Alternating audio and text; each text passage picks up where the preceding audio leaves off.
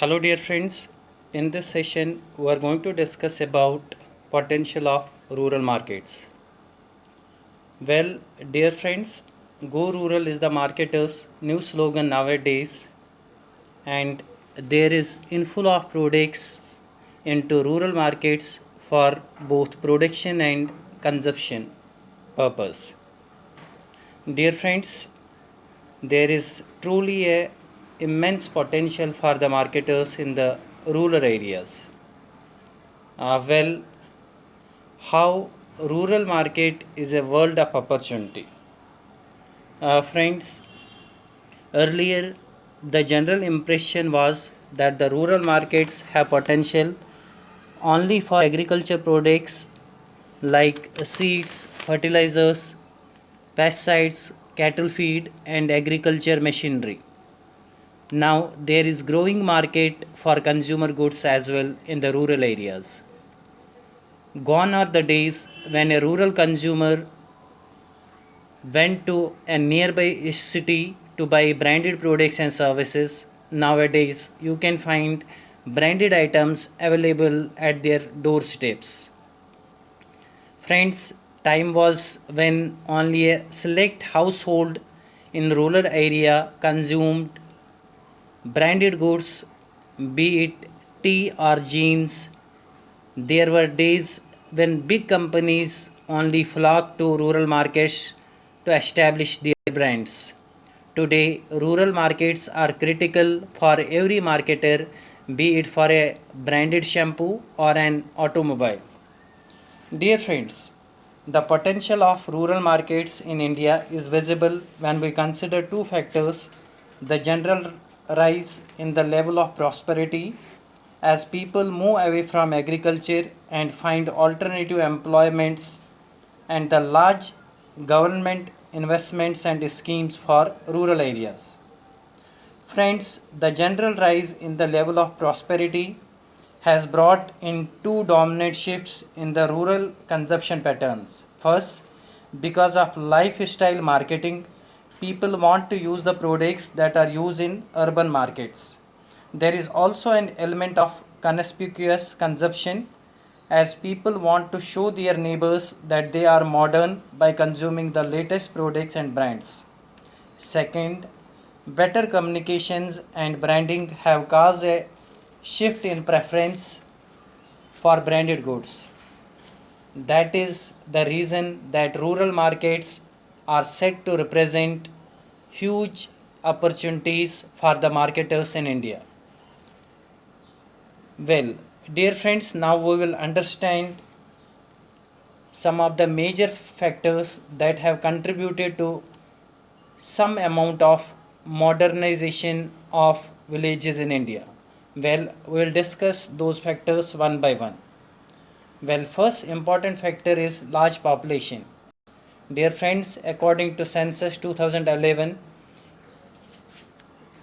800 plus million people representing more than two-thirds of Indian population live in villages.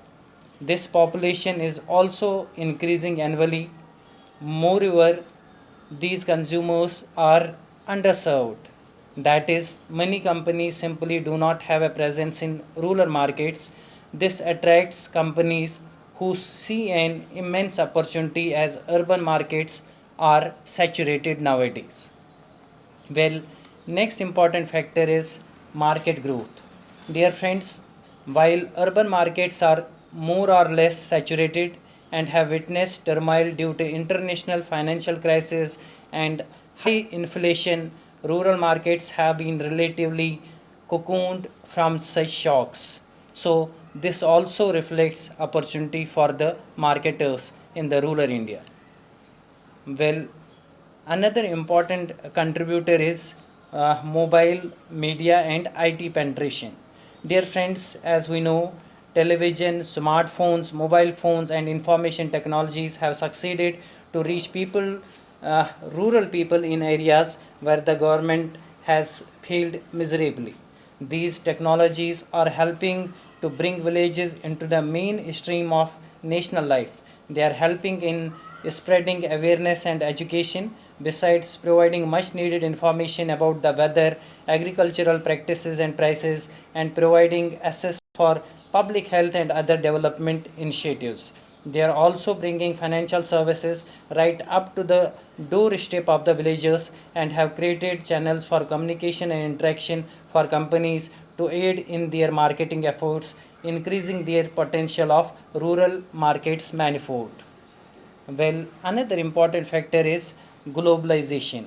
Dear friends, improved global information is also providing rural areas an exposure to global products and international practices. Well, next important factor is increase in income and rural indebtedness. Dear friends, better agricultural practices such as the green revolution and introduction of high yield crops in some areas have contributed to agrarian prosperity. Moreover, dependence on agriculture is decreasing due to people finding alternative livelihoods and also because of development and social security programs undertaken by different agencies in India. This has resulted in increase in income in rural areas and a consequent increase in purchasing power. Dear friends, however, there has been a support in rural indebtedness as is apparent in the number of farmer suicides reported from across the country. Well, another important factor is accessibility of markets. Dear friends, improved roads and communications are changing Indian villages. They are improving access to villages to sell produce on one hand and for providing market access to companies on the other.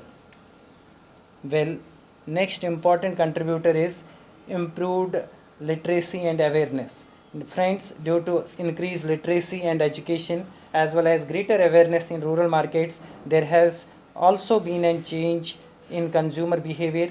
Rural customers are no longer willing to accept inferior products and are gradually becoming discriminating buyers. This has resulted in higher demand for the consumer goods and durables in the rural areas. Well, another important contributor is better employment opportunities. Friends, employment opportunities are also slowly improving in rural areas. Well, there are many government schemes that have created new employment opportunities in rural India. Well, another contributor is better financial facilities. Slowly and steadily, rural areas are getting access to financial services. We have microfinance, loans by public sector and cooperative banks, Kisan credit card. They are all helping to bring rural population into the mainstream. Well, exports, improved exports is also a good contributor. Friends, the export import policies of the government has emphasized the importance of agricultural exports and announced measures like setting up of agro export zones, removal of procedural restrictions and marketing assistance. Well, remittances from abroad. Dear friends, remittances from Indians working abroad to their relatives back home in rural areas have contributed sizably to the development of villages. These have led to growing rural income and their purchasing power. Dear friends, another important factor that has improved the status of rural areas in India is government policies.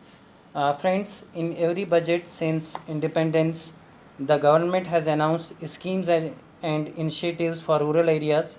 While there are huge leakages, some parts of allocations have reached the village folk, improving their lot considerably. Well, some of the major government initiatives are Mahatma Gandhi National Rural Employment Guarantee Act. Friends, it is the largest scheme of the state sponsored employment in the world. It guarantees a minimum 100 days of employment out of the 365 days in a year to every willing household in rural areas. Another important scheme is National Rural Livelihoods Mission. Uh, this initiative was launched by the Ministry of Rural Development in June 2011, aided in part by the World Bank. The mission aims at creating institutional platforms for the rural poor, enabling them to increase household income through sustainable livelihood enhancements, and improved access to financial services. This initiative has now been renamed as Ajivika. Well, another important initiative is Pradhan Mantri Gram Sadak Yojana, which was launched in year 2000. Then Indra Awas Yojana, it is a scheme of Ministry of Rural Development to provide houses to BPL families in the rural areas. It is now known as Pradhan Mantri Awas Yojana. Uh, then there is a scheme called National Social Assistance Program, then integrated watershed management program. Well, the main objective of the integrated watershed management program is to restore the ecological balance by harnessing, conserving, and developing degraded natural resources such as soil, vegetative cover, and water. This enables multi-cropping and the introduction of diverse agro-based activity which help in providing sustainable livelihoods to the people residing in watershed areas.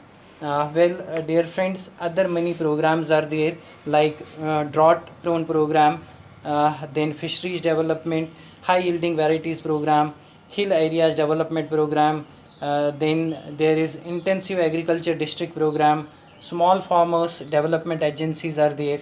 Apart from these initiatives, there are number of policies and programs that are specifically designed to raise the standard of the rural people in the fields of health, education, sanitation, and so on.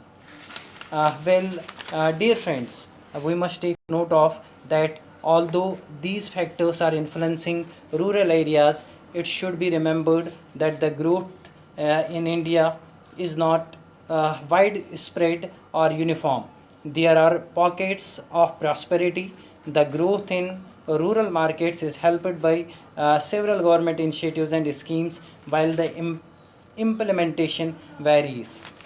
Dear friends, while there has been a general improvement in prosperity, there has also been a huge increase in desperate poverty, inequalities, and rural indebtedness. This gives rise to a paradox. That is why our companies are unable to build viable businesses in rural areas despite the existence of huge opportunity. I hope you have understood the potential of rural markets. Thank you. God bless you. Thank you.